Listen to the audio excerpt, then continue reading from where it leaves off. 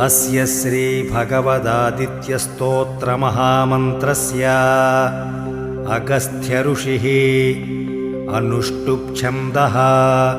सूर्यनारायणो देवता सूं बीजं यं शक्तिः मम कीलकं